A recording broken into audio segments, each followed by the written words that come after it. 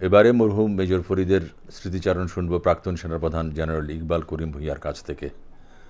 পবিত্র ওমরা পালনের জন্য তিনি এই মুহূর্তে সৌদি আরবের মক্কায় অবস্থান করছেন এবং যাওয়ার আগে মরহুম মেজর ফরিদের স্মৃতিচারণ করে গেছেন একটি অডিও ক্লিপে। আমরা এখন সেটি শুনব। সুধীমণ্ডলী, জেনারেল ইকবাল করিম ভূঁইয়া। আজকের অনুষ্ঠানে কর্নেল আহসান আমাকে গুরু সম্পর্কে কিছু বলতে বলেছিলেন। মক্কাতে ওমরা করতে যাওয়ার কারণে আমি আজকের অনুষ্ঠানে উপস্থিত থাকতে পারছি না, এজন্য আমি আমার এই ভয়েসমেইল রেখে যাচ্ছি। আগে ভাবতাম আমি বোধহয় মেজর ফরিদের সবচেয়ে ঘনিষ্ঠ। পরবর্তীতে যখনই কারোর সাথে মেজর ফরিদ সম্পর্কে আলাপ করেছি তখনই মনে হয়েছে তিনি বোধহয় মেজর ফরিদের সবচেয়ে আপনার লোক। এখানেই মেজর ফরিদের শ্রেষ্ঠত্ব। তিনি সবাইকে সমান চোখে দেখতেন এবং সবার সাথে একই রকম ব্যবহার করতেন। এখানে জ্যেষ্ঠত্ব, সামাজিক অবস্থান অথবা অফিসিয়াল প্রোটোকল কোনোটাই বাধা হয়ে দাঁড়ায়নি। তিনি কথা বলার সময় একজন ব্রিগেডিয়ার জেনারেলকে যতটুকু মূল্য দিতেন, ঠিক একই রকম গুরুত্ব দিতেন ইউনিটের একজন সৈনিক, ধুপি অথবা বারবারকে।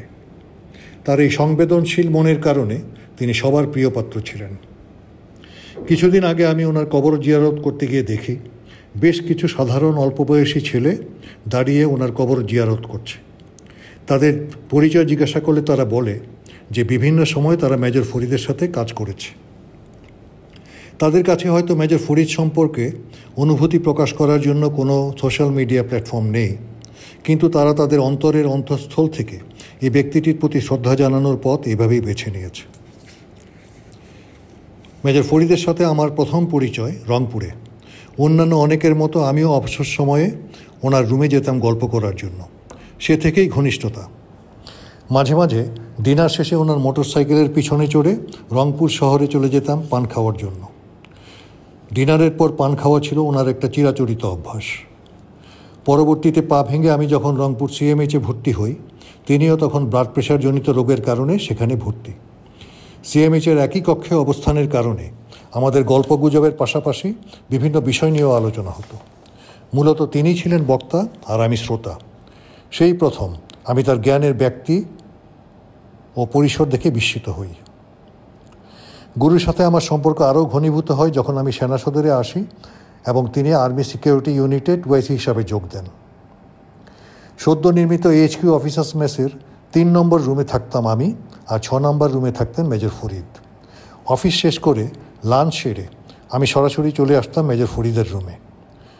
এসে কখনো দেখতাম উনি মেঝেতে পাতানো বিছানায় শুয়ে বই পড়ছেন, অথবা খালি গায়ে চোখ বন্ধ করে চিত হয়ে শুয়ে আছেন। চারিপাশে দেশ ম্যাগাজিন এবং অন্যান্য বই ছড়ানো ছিটানো। আমাকে দেখেই বলতেন, করিম মিয়া আইসো, বসো। তারপর সেই বিকাল 3টা থেকে রাত 1-2টা পর্যন্ত গল্প এবং বিভিন্ন বিষয়ে আলোচনা। মাঝখানে ওনার মোটরসাইকেলের পিছনে বসে ঢাকা শহরের বিভিন্ন রেস্টুরেন্টে চষে বেড়ানো।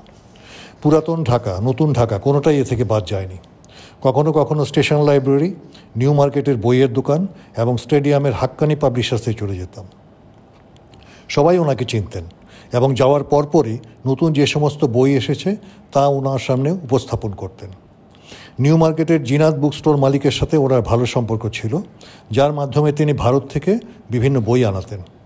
ফেব্রুয়ারি বইমেলাতেও দেখেছি অনেক প্রকাশক, লেখক ও সাহিত্য বিশারদের সাথে ওনার ঘনিষ্ঠ পরিচয়। কিভাবে ওনার সাথে এসব লোকদের কানেক্টিভিটি হয়েছে তা আজও আমার বোধগম্য নয়। আমি স্টাফ কলেজে ছাত্র হিসাবে যোগদানের পরও আমাদের সম্পর্ক বজায় থাকে।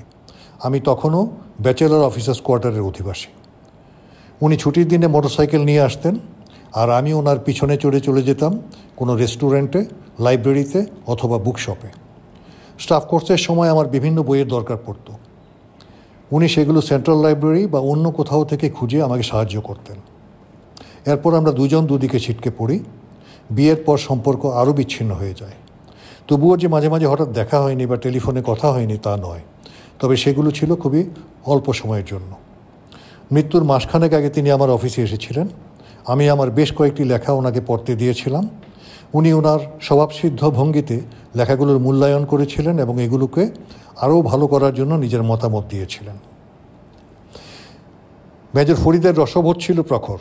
তিনি একটি মামুলি সাদামাটা বিষয়ের মধ্যেও রস খুঁজে পেতেন এবং এমনভাবে ব্যক্ত করতেন যে তাতে না হেসে থাকা যেত না। তিনি ছিলেন একজন কিন অবজারভেন্ট। হঠাৎ করে মোটরসাইকেল থামিয়ে হয়তো কিছু বা কোনো ব্যক্তির দিকে তাকিয়ে থাকতেন। কেন তাকিয়ে থাকতেন সেটা না বুঝলেও পরবর্তীতে যখন তা বর্ণনা করতেন তখন মনে হতো আসলেই তো তাই। এটা আমাদের দুর্ভাগ্য যে তিনি যে জ্ঞান ও অভিজ্ঞতার ভাণ্ডার সঞ্চয় করেছিলেন তা কোথাও লিখে রেখে যাননি। বোধহয় ডেস্টিনি, মানুষ তার সারা জীবনে যতটুকু অভিজ্ঞতা সঞ্চয় করে তার কতটুকুই পিছনে ফেলে যায়। মেজর ফরিদ আজ পরপারে, বলা যায় একটা নক্ষত্র মহাকাশের বুকে মিলিয়ে গেছে। তার অস্তিত্ব বর্তমানে না থাকলেও তার আলোর রেশ যেটুকুই সবাইকে দিয়ে গেছেন তা অনেক দিন ধরে প্রজ্বলিত থাকবে।